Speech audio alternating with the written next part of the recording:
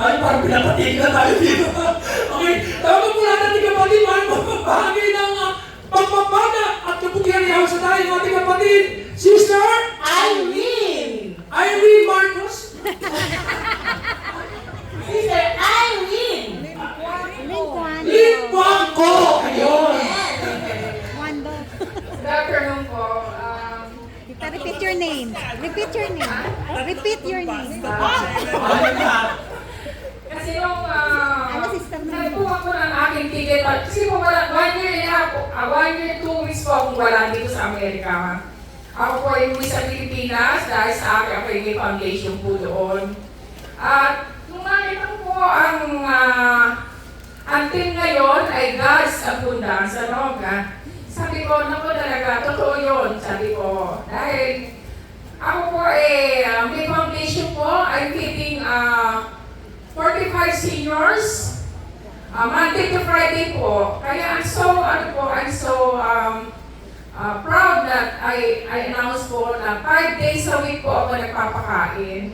Pero wala akong tumutulong sa akin, kundi po dahil sa akin, galing po lahat po sa aking bulsa. Tumigil na po ako ng paghingi po ng donasyon sa mga tao dahil nahiya na po ako kasi ilang taon ako nanghihingi sa kanila. Since 2013 po ho yung aking foundation na since mamatay po ang mother ko, nagtayo po ako ng feeding program.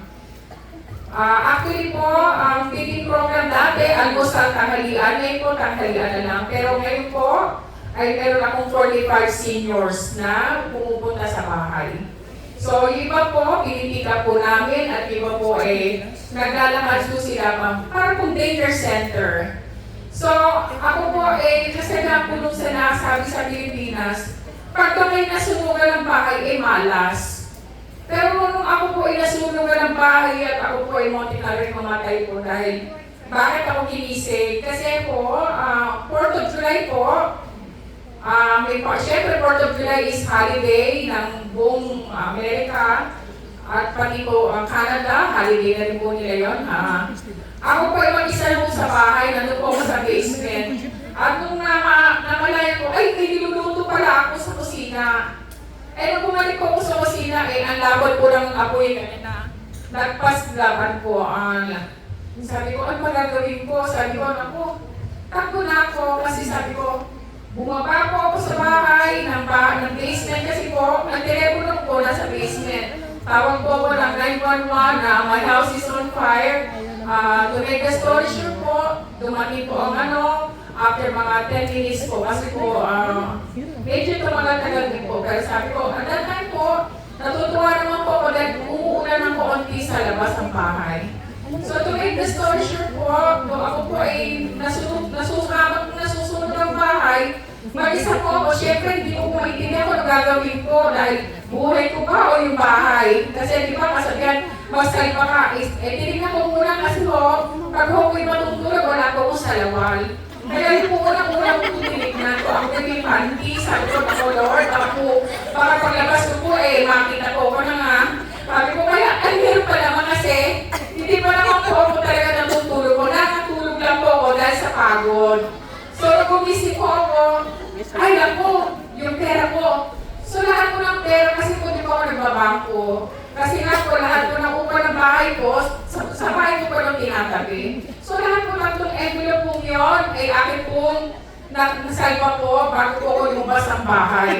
Pero palagpas po ako ng bahay, ay naku, si Mama Mary, kinuha ko si Mama Mary. Ay, isa pa Mama Mary, kinuha ko pareha, dalawa kong Mama Mary po nasa bahay ko na lagi ko po dinadasalan every 3 a.m., 3 p.m. po. So, ngayon po, natapos na yun, nung dumating yung mga anak ko, sabi ko, anak, itabi ko itong pera, 3 envelope yan. Nung pinigay ko nung kinuha ng anak ko, sabi ng anak ko, Ma, isa lang itong envelope mo.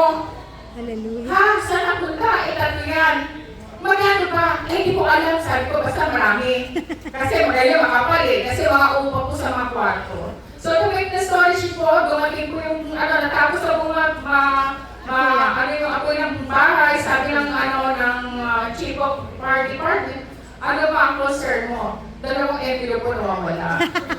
And then sabi naman ng chief of party department, I found one when I was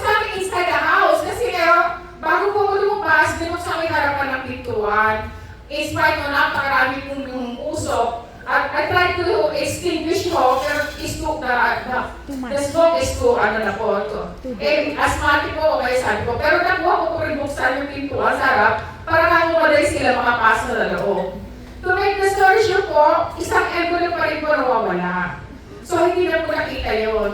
So, ngayon, sabi ng anak ko, ma, sa bahay na matulog. So, si Mama Mary, nandun po sa likod ng kotse ko. So, my kids searched for that envelope all night po bago ko umuwi ng bahay. At ako naman doon po, nangangatog pa rin kasi ako din. My whole body was shaking until the next morning po, talagang shaking po yung katawan ko. But that morning po, sabi ko, sisimba ako dito sa St. Peter po, ang aming pari, St. Anthony, at 8 o'clock.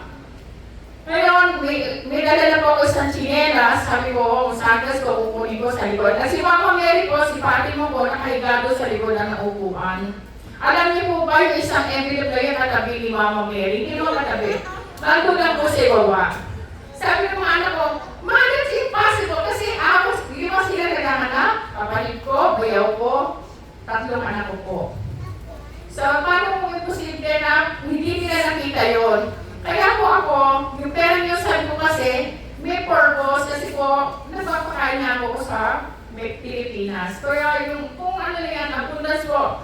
Ngayon kung wala rin po akong hindi ng tulong, sabi ko, dati po 25 tao, katao lang po. Ngayon po, nasa 40, kasi kung araw-araw po sila nandoon, namatay na po kasi ako ng 3 senior, kaya nabawasan.